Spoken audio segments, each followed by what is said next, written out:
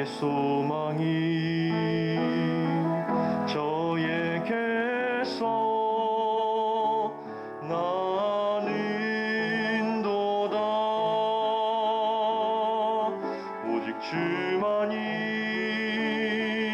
나의 반석, 나의 구원이시니.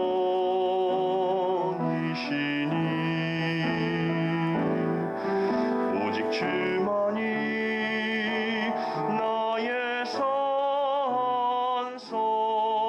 내가 요동치 아니하리.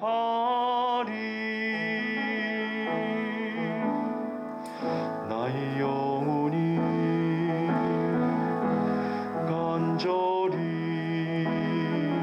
여호와를 갈망하며 나의 입술이 여호와를 찬양하리.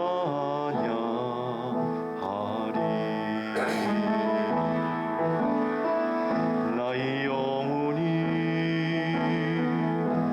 즐거이 여호와를 따르리니. 나의 평생에 여호와를 송축하리.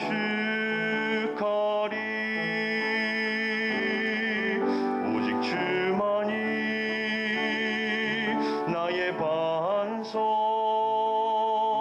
나의 구원이시니.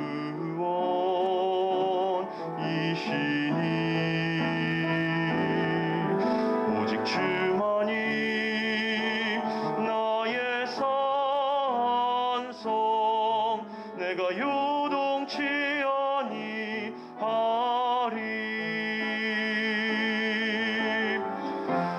나의 구원, 나의 영광 하나님께 있으니. 내 힘의 반석과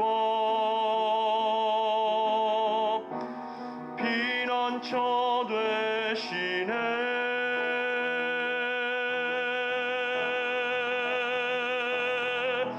오직 주만이 나의 반석, 나의 구원이시니.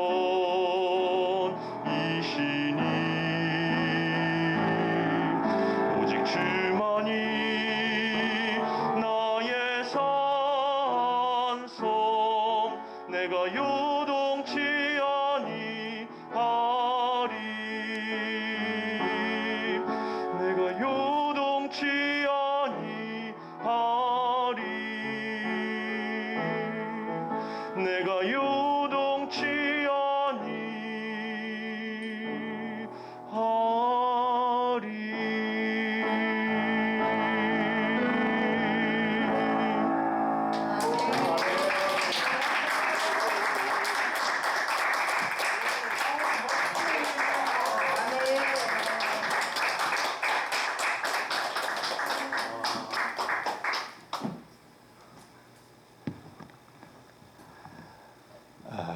여백이 있는 삶은 축복된 삶이다. 지난 2주 동안 하나님이 허락하신 단절과 여백의 삶을 통해서 제게 어떤 은혜를 베풀어 주셨는지 오늘 함께 나누려고 합니다. 병원에 도착하자마자 20대 초반의 젊은 여간호사 2명과 신출내기 남자 간호사 1명이 방호복을 입고 번질나게 병실을 오고 갔습니다. 주사제 투약과 치료뿐만 아니라 도시락 배달, 생수 배달 모든 시중을 이 간호사들이 다 들고 있었습니다. 이름과 생년월일을 묻고 팔목 인증을 확인하고 FM대로 주사를 놓고 약물을 투입했습니다. 바이러스와의 전쟁에서 최전선에 있는 고마운 의료진들이었습니다. 잠시 후에 주치의에게서 전화가 왔습니다. 비대면 상담을 했습니다. 수화기 너머로 들리는 40대 초반의 여의사 선생님은 차분한 목소리였어요. 이름은 아직도 몰라요. 기록상에 나온 바로는 전현정 의사, 감염병 전담의학과, 함초롱 의사, 호흡기 알레르기 내과, 두 분 중에 한 분일 것입니다. 어쨌든 차분하고 자세하게 설명을 해 주셨습니다. 병원에 들어오면서 찍은 엑스레이, CT 촬영, 피검사 결과 폐렴이 왔다는 것입니다. 속칭 세계를 떨게 했던 우한 폐렴이 나에게도 온 것입니다. 선생님이 물었습니다. 지금 불편한 점이 뭐냐? 일단 숨쉬기가 어렵다. 기침과 가래가 나온다. 일주일 동안 거의 먹지를 못했다. 맛도 없고 냄새도 맡을 수가 없다. 몸무게가 8kg 이상 빠졌다. 기저질환은 무엇이 있는가 물었습니다. 혈압과 콜레스테롤 약을 먹고 있다. 약은 충분히 가져왔는가? 가져왔다. 의사가 대답했습니다. 그러면 이렇게 치료를 진행하자. 먹지를 못하니 먼저 수액을 주사하겠다. 그리고 코로나 치료제를 투여할 것이고 스테로이제, 항생제를 투여할 것이다. 폐에 염증이 더 확산되지 않도록 빨리 잡는 것이 중요하다. 단 부작용이 있을 수 있다. 스테로이드를 쓰면 갑자기 당뇨가 올 수 있다. 사실 중증으로 가게 되면 폐렴뿐만 아니라 향후 폐섬유화로 평생 고생할 수도 있다는 이야기를 저는 들은 적이 있었습니다. 하지만 부작용을 이유로 치료를 안 할 수는 없는 거죠. 의사를 신뢰하고 따르는 게 옳은 길이지요. 서울의료원이 코로나 전담병원으로 지정이 돼 있고 치료 과정이 투명하고 전문적이고 약간의 실험적인 면도 있다는 생각이 들었습니다. 모든 치료의 과정과 약효는 기록이 될 것이고 평가를 거쳐서 다른 사람의 치료에 더 진전된 도움을 줄 것으로 알았습니다. 먼저 호흡을 원활케 하기 위해서 산소 콧줄을 달았습니다. 렘데시비르 250mg가 처방되었습니다. 이 약은 원래 트럼프 미국 대통령이 코로나 걸렸을 때 즉각 치료제로 투입이 됐던 것으로서 지금은 세계적으로 코로나 치료에 쓰이고 있습니다. 이 약은 원래 에볼라 바이러스를 잡으려고 개발되었으나 그때는 별로 효과를 보지 못해서 망한 그런 약인데 이번에 코로나의 효과를 보고 있는 것입니다. 이 약이 처방이 되면 약 일주일 정도면 코로나가 잡히기 시작한다. 또 폐렴을 잡는 묘벨록신정 400mg도 투약이 되었습니다. 아침 식전에는 람스턴정 15mg, 식후에는 스테로이드, 덱사메타손 정도 투여가 되었습니다. 바이러스와의 전투가 시작이 된 것입니다. 하루 2차례 혈압, 맥박, 산소 포화도, 체온은 각자가 스스로 재서 간호사실에 전화로 보고를 해야 합니다. 혈압은 관리가 되고 체온도 관리가 되는데 문제는 산소 포화도입니다. 병실에 있던 4명 전체가 산소가 원활히 돌아가지 못하기 때문에 산소통을 가지고 있는 사람들도 있었어요. 서울 동쪽 끝자락에 있는 중랑구 신내로 156에 있는 서울의료원 1206호는 전망이 아주 좋았습니다. 멀리 불암산이 보였어요. 509.6m. 지난 봄에 우리 교회 권사수련회를 5월 19일 수요일 날 천보산 기도원회를 갔는데 바로 그 산이에요. 기도원이 보이더라고. 가까이에는 육군사관학교가 있고 삼육대학교가 있고 또 골프장이 있는데 이 골프장은 부동산 버블을 해결하기 위해서 아파트 지을 땅으로 이 골프장에다가 아파트 짓자 그런 얘기가 나오는 것이죠. 하늘은 청명하게 맑고 구름은 간간히 떠 있고 이제부터 저에게 24시간이라는 단절된 시간이 주어졌던 것입니다. 절대로 병실 문 밖에 나갈 수도 없고 동료 환자들 때문에 소리를 낼 수도 없고 다만 자기 침대에 머무를 수밖에 없습니다. 30대 후반의 젊은 청년 2사람은 노트북을 가져와서 스마트폰을 가져와서 이어폰으로 뭔가를 계속 시청하고 있었습니다. 간혹 한숨 쉬는 소리가 간간히 들려왔습니다. 내 앞에 있던 70대 중반 할아버지는 각종 치료기구를 꽂고 산소통을 끼고 있으면서 예민해져가지고 청년들이 잠깐 속삭이면서 통화를 해도 신경질을 냅니다. 나는 무엇을 할 것인가? 들어올 때 성경책 하나와 500페이지짜리 신간 하나를 들고 왔습니다. 그 책은 예일대 경제학과 교수 로버트 실러가 쓴 책인데 내러티브 경제학이라는 책입니다. 최근의 세계 경제는 바이러스와 함께 간다.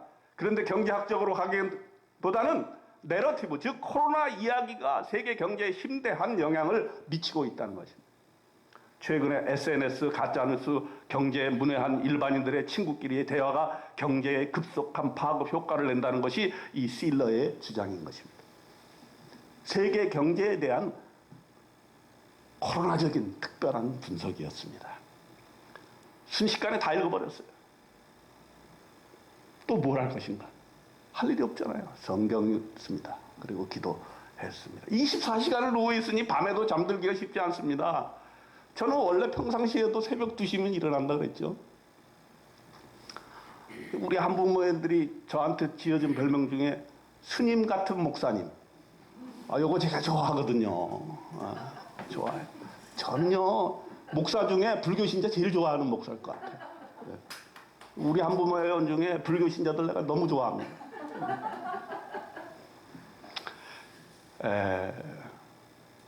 침대에 무릎을 꿇고 기도하는데 성도님들이 저를 위해 기도하게 하고 계시다는 느낌이 확 들어오는 거예요. 물론 저도 평소 하던 대로 성도님들을 위해서 기도했지요. 근데 목회하면서 정말 이렇게 집중해서 성도님들 한 분 한 분, 또 그 자녀들, 또 친척들, 또 우리 한부모 회원들, 에듀케 학생들, 갤러리, 또 저 개인적인 가족 친지들, 친구들을 위해서 이렇게 완전히 몰입을 해서 중보 기도할 수 있는 시간이 있었던가. 야, 참 은혜의 시간이었어요. 이때 받은 은혜가 바로 여백의 인생입니다. 단절을 통해서 멈춰서서 나의 인생을 돌아보고 여유를 가져보는 것은 우리 신앙생활의 가장 큰 축복 중에 하나다. 왜 하나님께서 나에게 이런 기회를 주시는가? 멈춰서라. 그리고 여백을 가져라. 비워라. 균형을 잡아라. 사실 우리가 인생 살다 보면 먹고 살기에 지쳐서 멈춰서기 힘듭니다. 삶의 여유를 갖는다는 것은 사치라고 생각하기 쉬워요. 바쁘게 살지 않으면 죄의식이 있어요, 우리에게. 이게 우리 개발도상국에 있는 나라 국민들의 특징인데, 좀 놀아야 되는데, 여유를 가져야 되는데, 일 안 하고 뻔뻔히 놀면은 죄의식이 생기는 거야. 그런데 그렇지 않죠. 하나님께서 강제적으로 단절과 여유와 여백의 삶의 중요성을 일깨워 주신 것입니다. 이번 단절로 말미암아 제 인생에 또 한 번의 변화가 오고 있었습니다. 여백이 있는 삶. 세 가지로 생각을 해봤습니다. 첫째는 여백이 있는 삶은 있는 그대로를 인정하는 삶이다. 어제 MBC 뉴스에 보니까 이우한 화백에 대해서 나왔어요. 예. 이 설교 준비는 병원에서 했는데 어제 잠깐 보니까 MBC 8시 뉴스에 그 화가 얘기가 나오더라고요. 85세예요. 1984년작 동풍이 올해 서울 옥션에서 한국 생존 작가 낙찰 최고가 31억 원에 낙찰이 됐어요. 최고 인기 있는 그런 작가예요. 한국에 있는 생존 작가 중에서 미술 경매 시장에서 30억을 넘긴 게 이번이 최초입니다. 그는 서울미대에 들어가자마자 그냥 중퇴해버리고 일본으로 건너가서 1960년대와 70년대에 모노파를 이끌었어요. 모노파. 모노라는 것은 일본어로 물체, 물건을 뜻하는데 그는 작품을 하는데 이렇게 채우질 않아. 점을 하나 딱 찍어놓고 그냥 여백으로 놔두는 거야.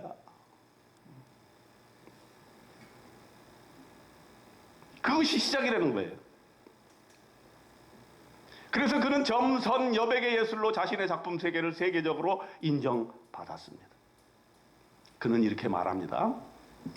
그 이완의 저서 여백의 예술이라는 책에 보면 무지의 캔버스에 하나의 점을 찍는다. 그것이 시작이다. 그리는 것과 그려지지 않은 것을 관계짓게 하는 짓이다. 터치와 난 터치의 결음과 상호 침투의 간섭작용이 일어나는 여백 현상이야말로 회화를 열린 것이 되게 해준다. 좀 어려운 말이긴 합니다만, 여백이라고 하는 것은 단지 비어있는 것이 아니라 사물과 공간이 서로 강력한 에너지를 반영하면서 서로에게 응답하는 지점이라는 것입니다. 저는 뭐 완벽하게 이해는 못하지만 공감이 가더라고요. 이번 제가 체험을 하면서도 이 작가가 표현하려고 하는 바가 뭔가. 우리는 너무 대상을 변화시키려는 욕심을 가지고 있습니다. 다른 사람에게 강요도 하고 내 뜻대로 되어지기를 바랍니다. 그런데 그런 시도들은 번번이 실패하는 경우가 많아요. 그래서 이 여백이 있는 삶이라고 하는 것은 대상을 또는 나를 있는 그대로 놔두라는 거예요. 있는 그대로.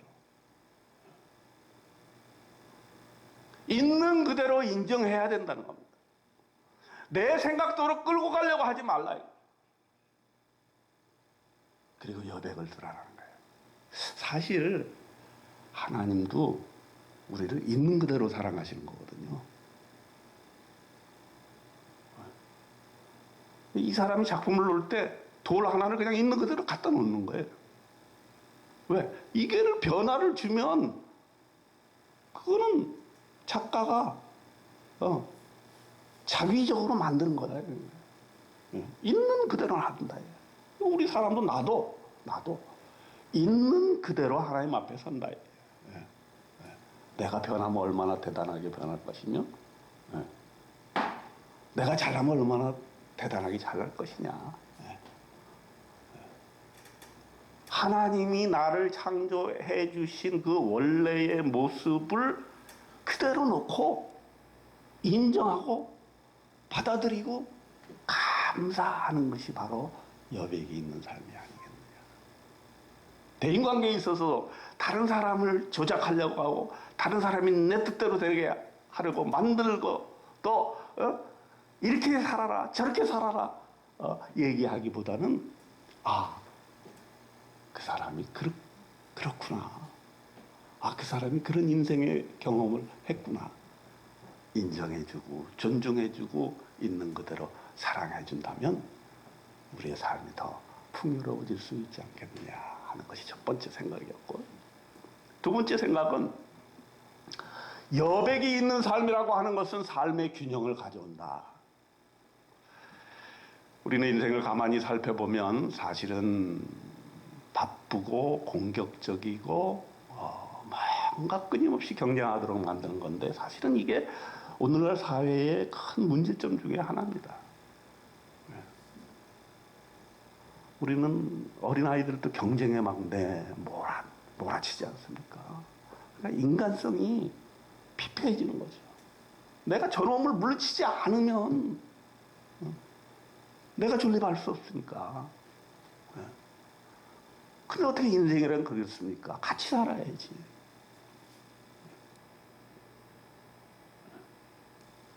여백이 있는 삶이라고 하는 것은 단지 승리만이 중요한 것이 아니라 실패도 중요한 거다 이거야. 해보다가 실패할 수 있는 거죠. 또 살다 보면 어려운 일도 당하게 되는 거죠. 예수 믿는다고 다 좋은 일만 생기나요?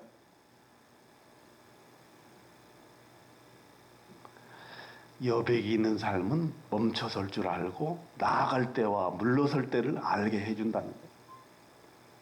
그래서 저주는 그런 여유도 있고 손해를 감수하기도 하고 자기 주머니 털어서 딴 사람 섬기기도 하는 거죠.